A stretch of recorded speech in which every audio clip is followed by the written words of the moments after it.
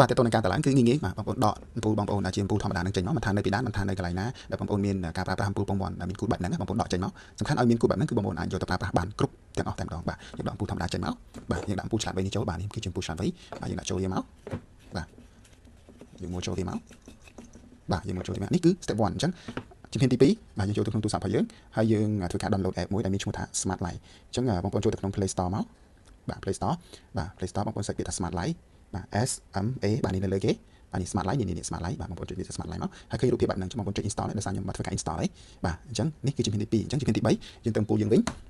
បាទតើតើនឹងការ connect Wi-Fi ឲ្យវា add ចូលនៅក្នុងទូរស័ព្ទដៃរបស់យើងគឺដំបូងគឺយើងបងប្អូនត្រូវការធ្វើការបិទបើកវាចំនួន3ដងអញ្ចឹងបងប្អូនធ្វើតាមខ្ញុំទៅបាទដំបូងគឺបើកបិទបើកបិទបើកបាទបន្តមកទៀតវានឹង load plate បែបហ្នឹងបាទវានឹង load plate បែបហ្នឹងអញ្ចឹងបងប្អូនចុចឲ្យញាប់កុំចុចវើចុចដូចញាប់ដូចខ្ញុំមិញទៅគឺចំនួន3ដងគឺវា load បែបហ្នឹងអញ្ចឹងពេលហ្នឹងវាកំពុងតែស្វែងរក Wi-Fi ហើយអញ្ចឹងយើងទៅក្នុងទូរស័ព្ទដៃរបស់យើងម្ដងបាទក្នុងទូរស័ព្ទដៃរបស់យើងបាទយើងបើកកម្មវិធី Smart Light ហ្នឹងមកដែលយើង download បាននេះ Smart Light បាទចុចមកខ្ញុំ back សិនបាទបន្តមកទៀតបងប្អូនចុចបុកឡើយនេះចុចបុកឡើយនេះមកហើយចុចពាក្យថា add device បាទ add device ហើយបងប្អូនចុចពាក្យថា lighting នេះ lighting នេះចុចឡើយនេះភ្លើងអំពូលបាទចុចពាក្យ lighting នេះមកហើយបងប្អូនយកកដាលនេះយកអំពូលកដាលបាទយកអំពូលកដាលមកបាទហើយបងប្អូនដាក់ Wi-Fi password Wi-Fi បងប្អូនណានេះជា Wi-Fi test របស់ខ្ញុំទេ2 3 4 5 6 7 បាទចុច next មកហើយចុចនេះចុច confirm មកបាទចុចបកគេនេះ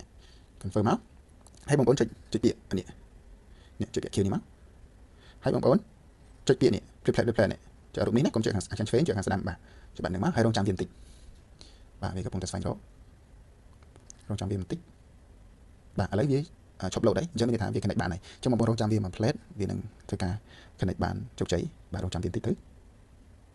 បាទបានហើយបាទនេះអញ្ចឹងបងប្អូនគ្រាន់តែចុចពាក្យកន្លែងនេះដូរដើម្បីដូរឈ្មោះក៏បានឬក៏បងប្អូនបាច់ដូរក៏បងប្អូនចុច done ក៏បានដែរតែទៅនឹងការដូរឈ្មោះហ្នឹងបងប្អូនគិតថាបងប្អូនដាក់នៅក្នុងបន្ទប់ទទួលភ្ញៀវឬក៏បន្ទប់គេឬក៏បន្ទប់ទឹកបែបណាគឺបងប្អូនដូរឈ្មោះដាក់បន្ទប់ទឹកបន្ទប់គេអញ្ចឹងទៅតែនេះខ្ញុំអត់ដូរទេដោយសារខ្ញុំធ្វើការប្រៀនបងប្អូនអញ្ចឹងខ្ញុំចុច next បន្ទាប់នេះហើយគឺវាមកផ្ទាំងបែបហ្នឹងឥឡូវខ្ញុំសាកចុច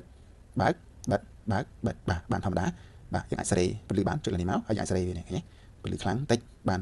ធម្មតាបាទចុចបែបវិញមកហើយចុចចូលទៅវិញសាថ្មីបាទចុចនេះមកចុចលើនេះមកបាទហើយយើងអាចដូរពណ៌បានបាទនេះពណ៌យើងចង់ដូរពណ៌តាមពណ៌ដែលយើងចង់បានបាទដូរមកបាទពណ៌បែបនេះពណ៌ស្វាយពណ៌លឿងបាទបិទបើកបិទបើកបាទយើងអាច schedule បានកំណត់ពេលវេលាឲ្យវាបិទឲ្យវាបើកបាន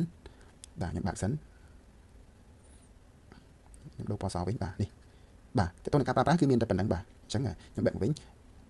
យើងអាចកំណត់ពេលវេលាឲ្យវាបិទឲ្យវាបើកបានបាទនៅកន្លែងនេះកន្លែង schedule នេះបងប្អូន add ម៉ោង add ម៉េចបាទចង់ឲ្យវាបិទឲ្យវាបើកតាមពេលវេលាដែលបងប្អូនចង់បានគឺហើយបាទគឺមានភាពងាយស្រួលបាទអញ្ចឹងខ្ញុំបិទបើកបិទបើកបាទនេះអញ្ចឹងខ្ញុំបន្ថយពន្លឺនេះទៅឡើងនេះបន្ថយ